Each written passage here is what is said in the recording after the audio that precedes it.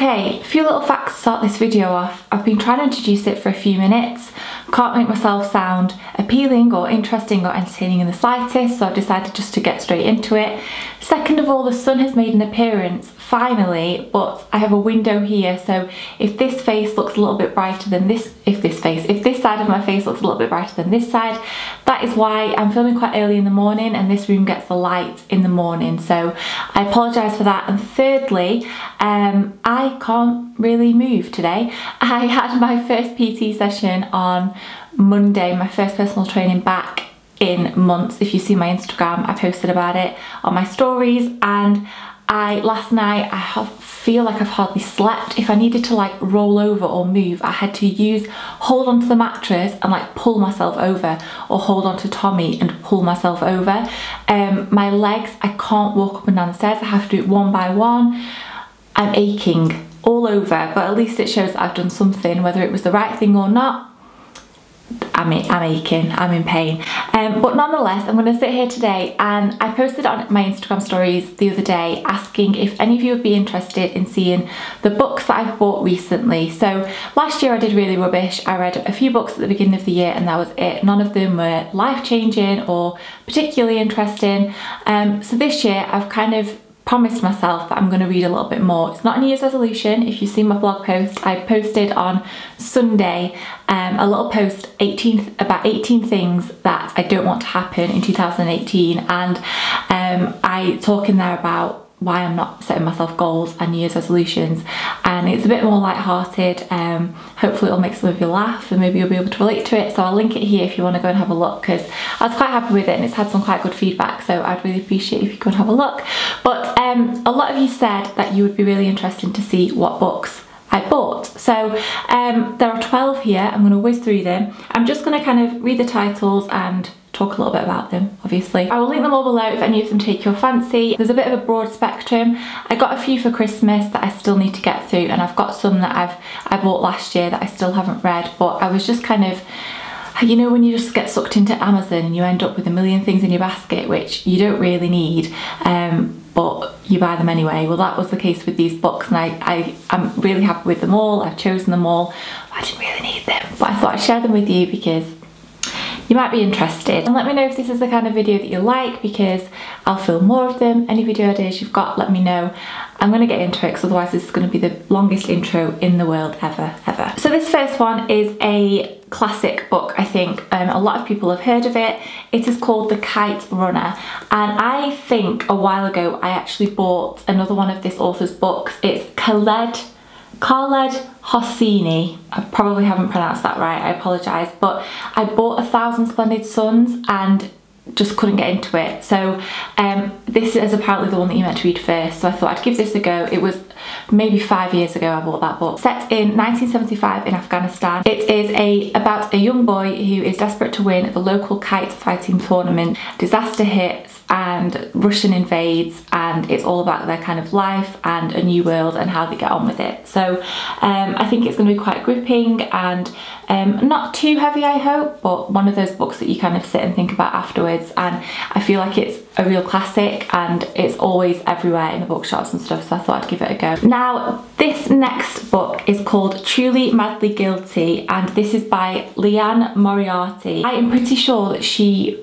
was the author behind the book Big Little Lies, which was turned into a drama which has Reese Witherspoon in it and Nicole Kidman, which I watched and loved. This is a story which begins with a barbecue. By the end of it, a lifelong friendship will be in tatters, a marriage on the rocks, and an innocent bystander dead. In just one evening, 6 lives will change forever. So a little bit of a thriller, mystery book there. I just thought it sounded really interesting, and if it is the same author, I'm pretty sure it is. Yes, it says on the back. This next one is an international bestseller, and this is Sweet Bitter by Stephanie Danler. This one really appealed to me because it is likened to Girls, which I started watching with my cousin in America, and it just sounded quite light-hearted, like an easy read, kind of like a page turner. It's based on a girl that is 22-year-old. She's the narrator of her first novel, so I think it's her kind of like actual story. She moved to New York on her own, started working in a restaurant, and it kind of shows her kind of trying to build a life for herself and being alone in a big city, and I just thought it was quite interesting. It just sounded like quite an easy read. I have no idea how to film these. I've never hauled books before and I feel like a complete novice and I don't really know what I'm doing, so please bear with me. This next one is something that I kind of feel guilty for showing you because it's not.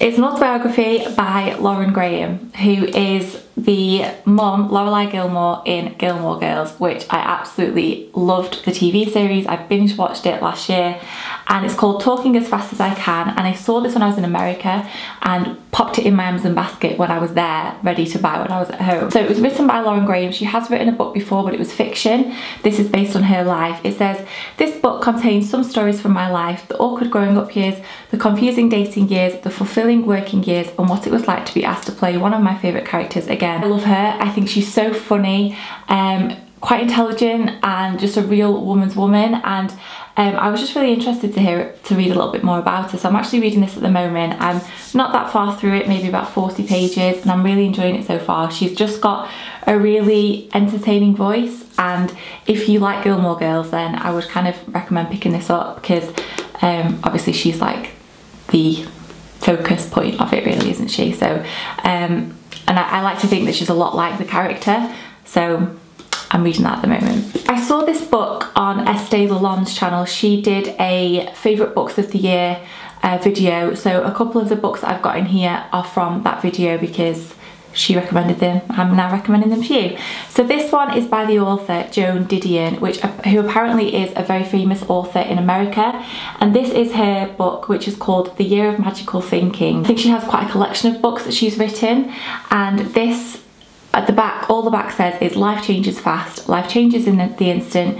You sit down to dinner and life as you know it ends. This follows the author's story. She was married for 20 years and then her husband suddenly passed away, and it kind of talks about love and heartache and her struggle and her life after he passed away without him, and also about their time together and about marriage. And just on Amazon, one of the reviews said that if you have ever loved a woman, man or child, that you'll be able to relate to this book in some way. And I think it's going to be a little bit deep, probably a bit of a tearjerker, but it sounded like something that was really, really up my street and that I would quite enjoy. This is another one that I found in America, and I love the ones that have those kind of like flimsy covers, which a lot of American books do. I just find them so much easier to read and just nicer to hold. Is that weird?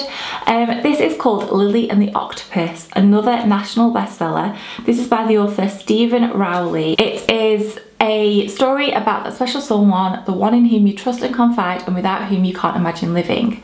For our narrator Ted, that someone special happens to be his best friend Lily, who happens to be a dog. When Lily's well-being is at risk, Ted will do anything in his power to keep her safe.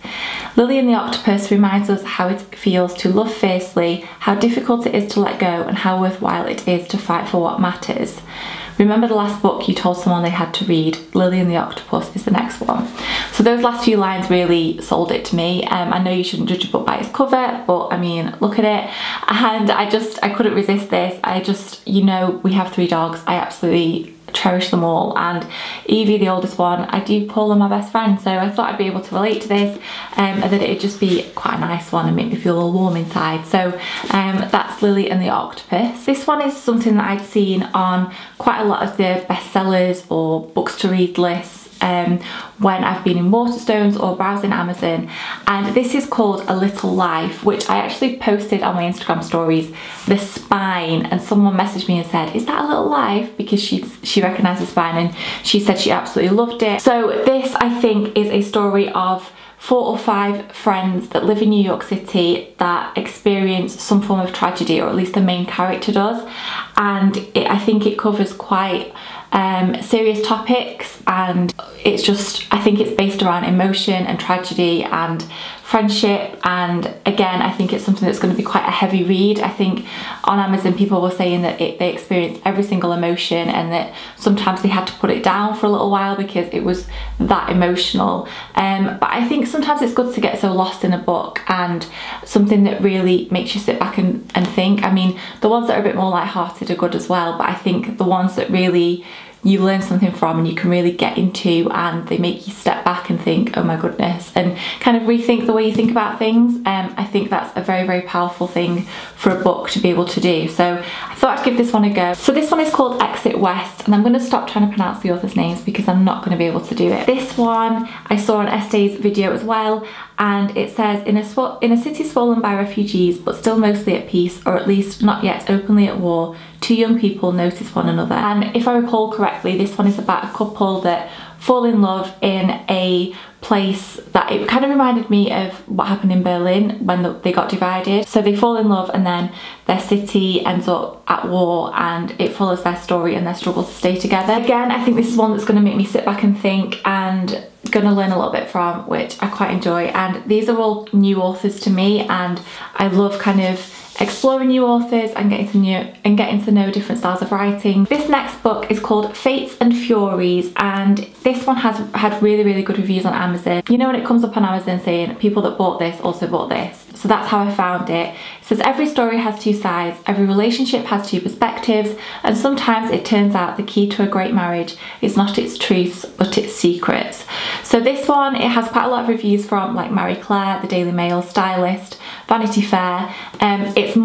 It's obviously fiction. It is a little bit, I think, more light-hearted, but again, something that will be quite a good page turner. So I picked, well, I added this one in my basket, I didn't pick it up. So this one is called The Rules Do Not Apply, and this sounded really interesting, like something that I've never read before. So it's the author's own account of her own life, and it says here that it heals you through the story of how she believed that conventional rules no longer applied, that marriage doesn't have to mean monogamy, that aging doesn't have to mean infertility, that she could be the kind of woman who is free to do whatever she chooses, but all of her assumptions about what she can control are undone after a string of overwhelming losses. So it's basically a woman's kind of stance on life, and her kind of morals and beliefs and ambitions that kind of get turned on the head when certain things happen to her. And I just thought it just sounded really interesting, so I got that one. The last two were others that were kind of on like the bestsellers list, and this one is called Eleanor Oliphant is Completely Fine, and this is all over Waterstones. It's kind of like on the bestsellers, the new releases list. It's about Eleanor Oliphant. She wears the same clothes to work every day, eats the same meal for lunch every day, buys the same 2 bottles of vodka to drink every weekend. Nothing is missing from her carefully timetabled life, except sometimes everything. One simple act of kindness is about to shatter the walls Eleanor has built around herself. Now she must learn how to navigate the world that everyone else seems to take for granted, while searching for the courage to face the dark corners she's avoided all of her life.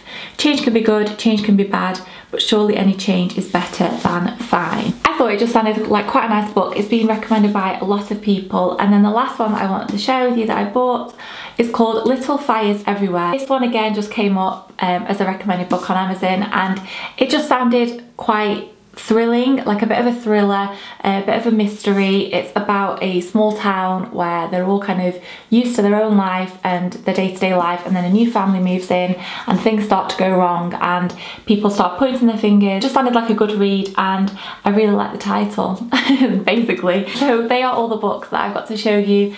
I'm diving into them. I've already read one this year which will be featured in my January favourites because I absolutely loved it. It was a really, really good book.